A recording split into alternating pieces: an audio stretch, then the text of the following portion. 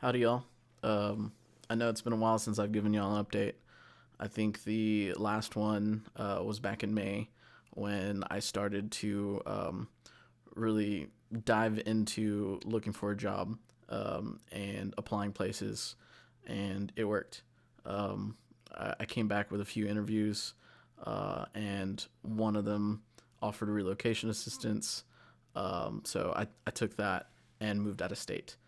So it's been a few months of that whole process of locking that in and the place and making the move and sort of finding my footing and getting back into routine of everything that I do.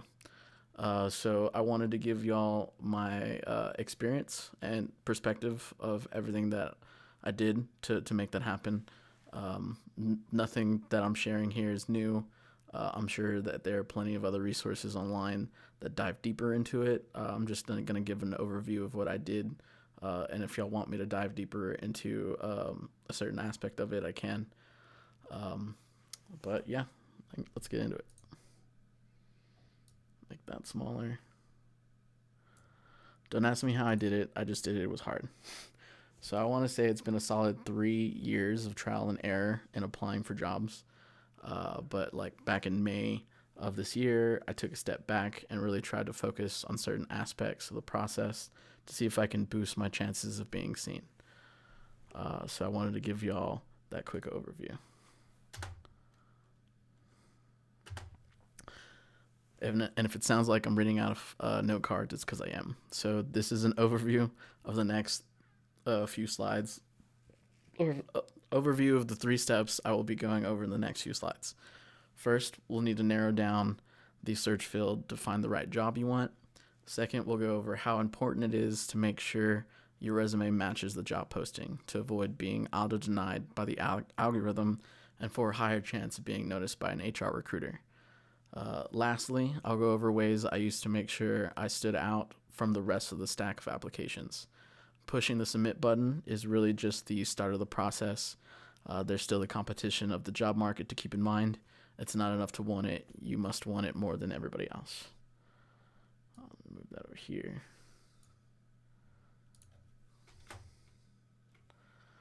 Um, Finding the right job position that you are after is paramount in narrowing down your search field and aiming at a specific title or a role.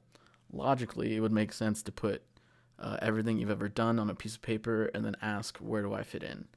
But in this first battle with the algorithm, I propose a different strategy.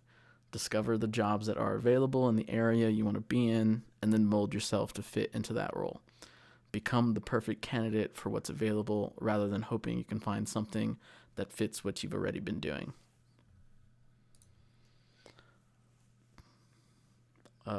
These are a few examples of job board sites that aggregate what's available from your profile, from different company websites. Some you can apply with your profile, others will link to their respective company website.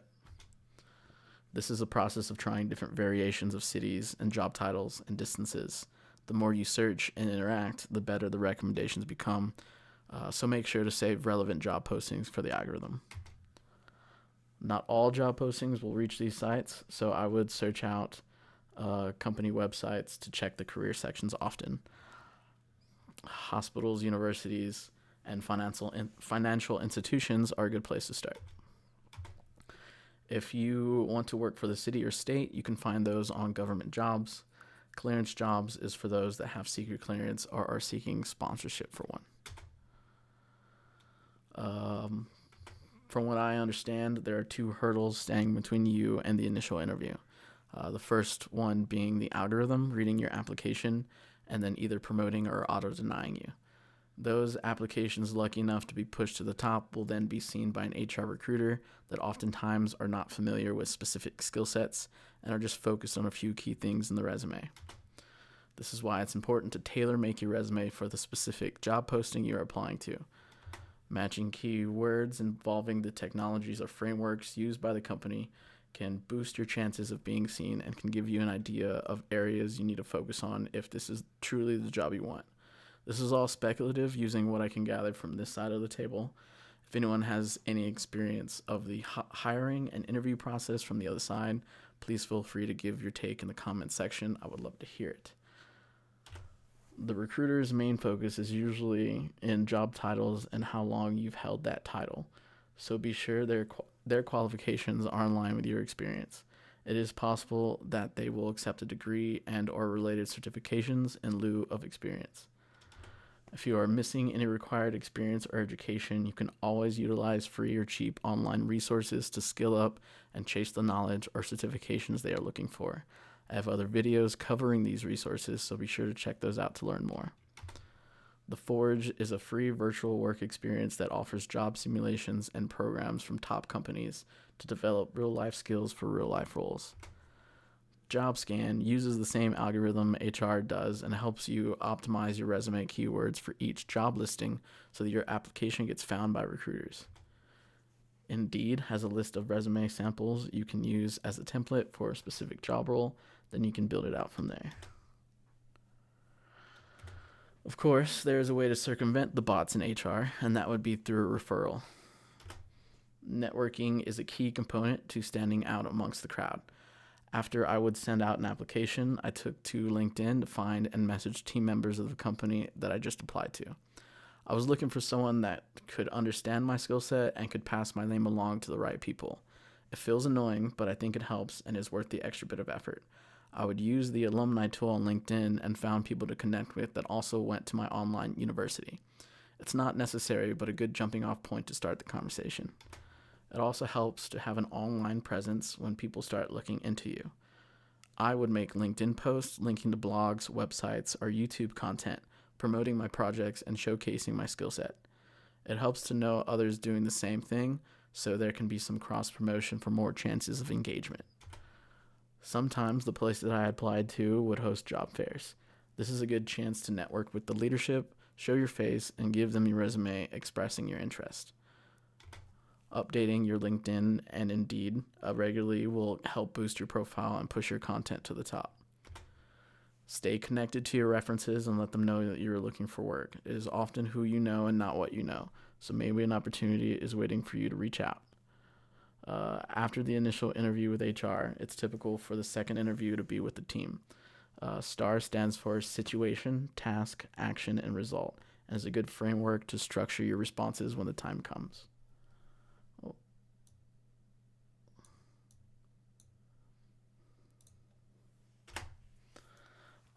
I repeated this process for months, and I would search out and save job postings during the day, and on my weeknights and weekends, I would reach out to the team on LinkedIn and work on projects to push out to my online platforms week after week. And what did that get me? A buttload of auto denies. Each one would have me re-examine my resume and tweak it ever so slightly until it became what the algorithm wanted. It took some time before I saw anything positive come back, but eventually it did. And over the course of a few weeks, I had completed 4 second-round interviews. Of those 4, 3 came back with offers. 1 wasn't enough money for me to feasibly do what I needed to do to move. Another one offered relocation assistance. But before I could agree to that one, the third one offered more money as a counter offer. But that relocation assistance is a huge factor, and that made the decision to go with that one a no-brainer. And for what it's worth, sending out all of those messages worked because it did end up in the right ears. I wanted to give you all an example of the message that I sent. I redacted some of the stuff, but here's just an idea of how desperate that I was. I was really giving it my all here. So, person, I really hate to be a bother. Truly, I do. But if you've ever pursued a dream, then you know that you would probably do anything to make it come true. I appreciate you taking the time out of your day to respond, so I will try not to waste it. Every step that I have taken in the last 5 years has been to craft myself into the perfect candidate so I can be prepared when the right opportunity came along. I'm living in the city I grew up in, but my heart, mind, and spirit are screaming for redacted location. And all of my friends up there are screaming it too. But I told them I can't just move up there. It has to be the right step forward down the path that I'm already on. I've been applying for IT jobs related to my experience around location for a few months now, praying for a shot for someone to give me a chance. I applied for this position and I saw that you work there, and I thought I would take the risk and reach out.